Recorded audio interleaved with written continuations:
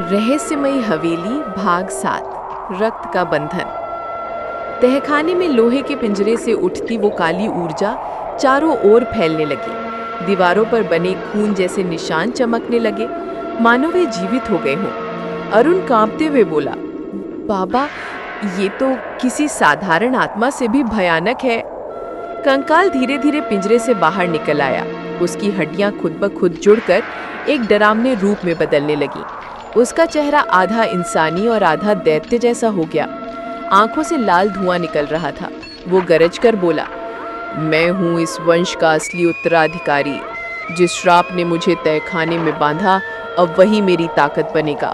पूरे गांव को और उसके बाद पूरे इलाके को मैं अपनी छाया में संभालूंगा। बाबा त्रिलोक ने कांपती आवाज में कहा, ये जमींदार का वंशज ही नहीं बल्कि उसकी रगों में उन सबकी आत्माएं बसी हैं जिन्हें हवेली में धोखे से मारा गया था। ये रक्त का बंधन है। जैसे ही उन्होंने ये कहा, तहखाने की दीवारें हिलने लगी। छत से खून की बूंदें टपकने लगी, जो मिलकर जमीन पर अजीब चिन्ह बनाने लगी।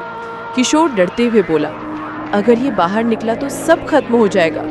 अरुण ने दृढ़ स्वर में कहा, नहीं, हमें इसे यहीं रोकना होगा, चाहे जान चली जाए। तभी अचानक हवा में वंदना की आत्मा प्रकट हुई, लेकिन वो पहले जैसी दया से भरी नहीं थी। अब उसका चेहरा और भी भयावह था। वो अरुण की ओर देखते हुए बोली, मैंने तुम्हें चेतावनी दी थी। असली कैद यहाँ थी, लेकिन अब कोई इसे रोक नहीं सकता। बाबा त्रिलोक ने मंत्र पढ़ने की कोशिश की, लेकिन उनकी आवाज टूटने लगी, मानो किसी ने उनकी शक्ति छीन ली हो। कंकाल रूपी दैत्य ने हाथ उठाया और बाबा त्रिलोक दीवार से जा टकराए। उनका माला और पवित्र यंत्र दूर गिर पड़ा। अब अरुण और किशोर अकेले थे। अचानक पवित्र घंटी खुद ब खुद जोर से बजने लगी, लेकिन इस बार उसकी आवाज आत्मा को कमजोर करने के बजाय और भी ताकत दे रही थी। दैत्य हंसकर बोला, ये सब पवित्र वस्तुएं अब मेरे नियंत्रण में है। तुम्हारे पास मुझे रोकने का कोई साधन नहीं। अरुण ने कांपते हुए चारों ओर देखा। दीवार पर खून से बनी आकृति चमक रही थी। उसे अचानक बाबा की कही बात याद आई, रक्त का श्राप केवल रक्त से ही टूट सकता है। अरुण ने हिम्मत करके अपनी हथेली चाकू से काट ली और अपना खून उन चिन्हों पर गिराया। जैसे ही खून ने दीवार को छुआ, तहखाने में तेज प्रकाश फैला। दैत्य दर्द से चीख पड़ा। किशोर ने मौका देखकर पवित्र यंत्र उठाया और मंत्र पढ़ने लगा। दैत्य जमीन पर गिरते हुए गरजा, तुम सोचते हो ये अंत है?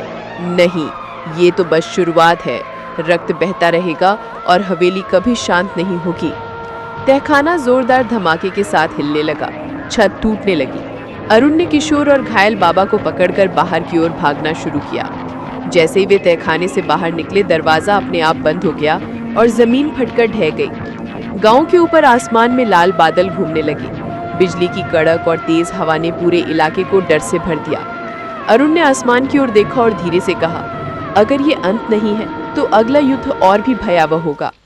क्या आप चाहेंगे भाग 8 को और रोचक कहानी लिख दूं तो लाइक करो, सब्सक्राइब करो, कमेंट में अपना नाम लिखो।